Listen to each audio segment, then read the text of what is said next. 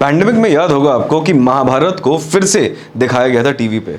और शुरुआत में आपने ध्यान दिया होगा तो वहां पे आता था एक सिलुएट, जहां पे एक ऋषि मुनि का एक सिलुएट दिखता था हमें, और जो बोलता था कि मैं समय हूं, अनंत काल और वगैरह वगैरह वगैरह। मैं समय हूं। मेरे बहाव के रास्ते में न किसी दुख की रुकावट है, न किसी सुख की। तो कहने का तात्पर्य देवी सज्जनों इतना सा है कि टाइम जो चीज़ है ना, वो हम सबसे बहुत बड़ा है, और ये एक ऐसी चीज़ है जिसको कितना भी आपके पास पैसा हो आप उसे खरीद नहीं सकते। तो टाइम मैनेजमेंट भी एक ऐसा स्किल है जो कि फ्यूचर स्किल है, और ये स्किल आपके एग्जामिनेशंस को एस करने के लिए ना बहुत ज़रूरी बन जाता है। क्यों? आइए समझते हैं इस वीडियो में। तो टाइम मैनेजमेंट क्या है?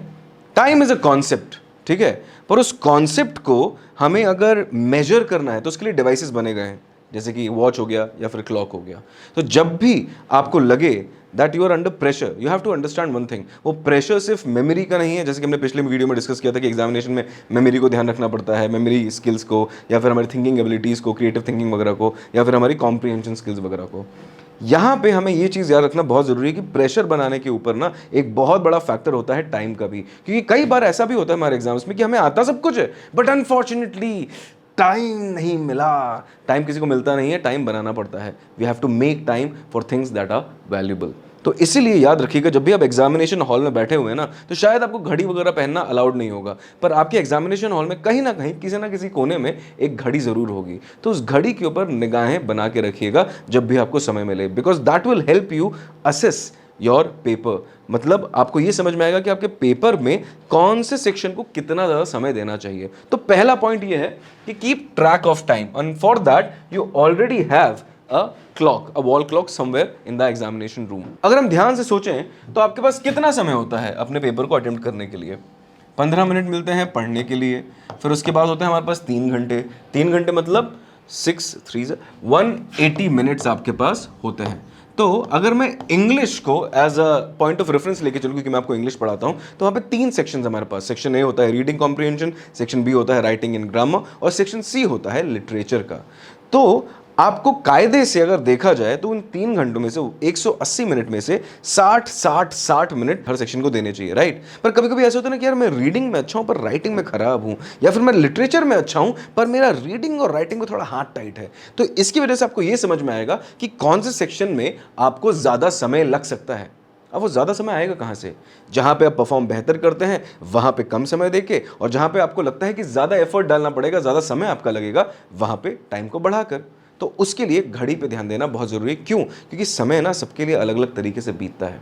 क्योंकि कई बार हम बोलते हैं ना दोस्तों से, यार मैं 1 मिनट में आया, पर वो 1 मिनट एक्चुअल में कभी 1 मिनट नहीं होता है। तो प्लीज़ टाइम के इस जंजाल में फंस के मत बैठ जाइएगा, because you all are absolutely intelligent. सारे बहुत ही प्यारे और होनहार बच्चे हो, पर समय ना आपको ट्रीट करेगा इक्वली, और ये याद रखना बहुत जरूरी है कि you have to keep track of time. दूसरी चीज, जो पहले के 15 मिनट अपन को मिलते हैं ना, जहां पे अपन को पूरा मौका मिलता है कि रीड करें पेपर को, हर तरीके से देख ले, खंगाल ले कि कौन सा क्या, वहां पे आपको डिसीजन मेकिंग करना चाहिए। डिसीजन मेकिंग मतलब, फिर से मैं इंग्लिश का एग्जांपल लेते हुए चलता हूं कि आपके पास ऑप्शंस होते हैं, क्वेश्चन ए का पार्ट ए करें और पार्ट बी करें, इन दोनों में से कौन सा करें। You always have an option to choose one of the two. Writing में भी ऐसे होता है, लिटरेचर में भी ऐसे ही होता है। तो वो सारे और वाली जो चीजें हैं ना, तो you should decide in those 15 minutes कि कौन सा प्रश्न हमें करना चाहिए। हाँ, इस 15 मिनट को, इस चीज को करने के बाद इस 15 मिनट में आप पढ़ भी सकते हैं, क्योंकि रीडिंग कॉम्प्रिहेंशन में अगर आपने पढ़ लिया तो आपके लिए थोड़ा और आसान हो जाता है क्वेश्चन को अटेम्प्ट करना। तो ये याद रखिएगा, उन 15 मिनट में you have to make the decisions, क्योंकि अगर एग्जाम शुरू होने के बाद तुमने वो डिसीजंस लेना शुरू किया ना, तो बहुत मुश्किल हो जाएगी, क्योंकि डिसीजन मेकिंग में बहुत समय लगता है।